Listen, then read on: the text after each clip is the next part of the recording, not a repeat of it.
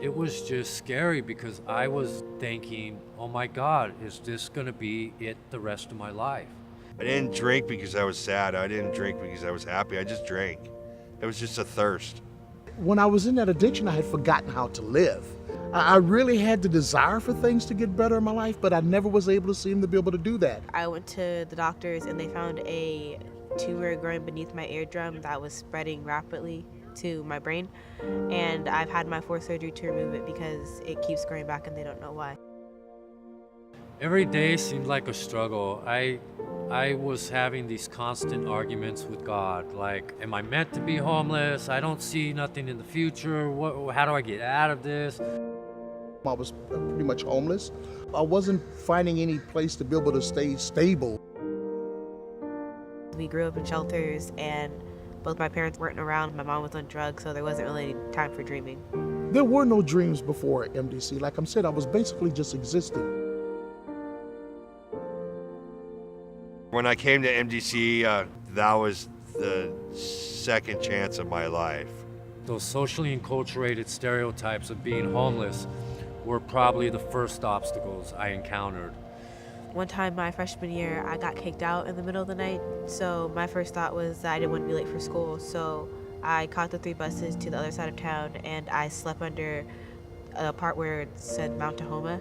I just sort of ended up here by accident, really. It wasn't planned, but there was nothing planned in my life at that time. When I started becoming introduced to MDC services and what they offered, and realizing that everybody was looking at me without judgment and really caring about getting me back on top, it really helped me realize that, hey, I'm a human being, I have some worth. They began to say things that actually started to get to me, and I actually started thinking about some of the things that they were saying. And so I started to build up a trust for people again. It's taught me how to be a friend. It's taught me to trust other people. They helped me to widen my perspective on college and what was really possible. Once I came to the realization that they really were trying to help me, that's when my life started to change right there.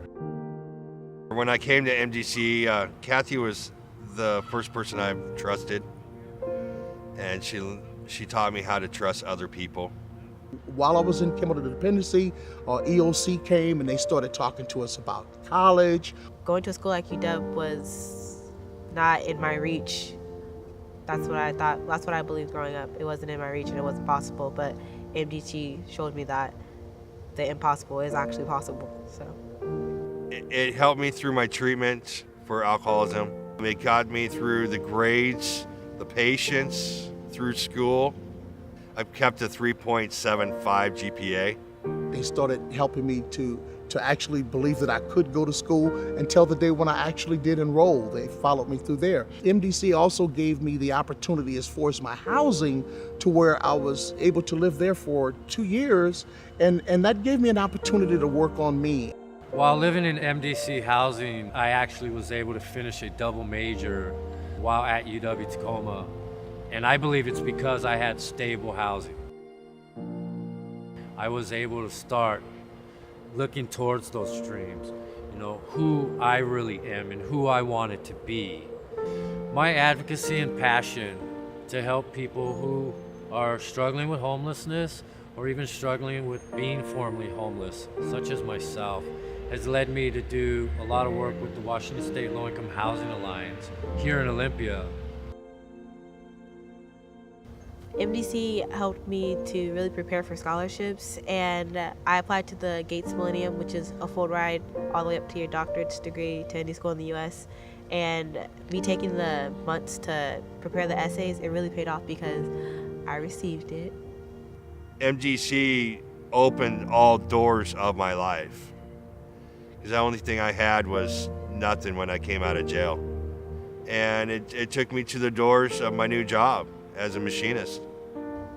MDC has helped me to be in a better position to reach back to my community, to ensure that my children will never have to go through everything that I went through, and most importantly, I'm breaking the cycle. From homelessness to who knows what the future holds. I mean, the possibilities are just endless.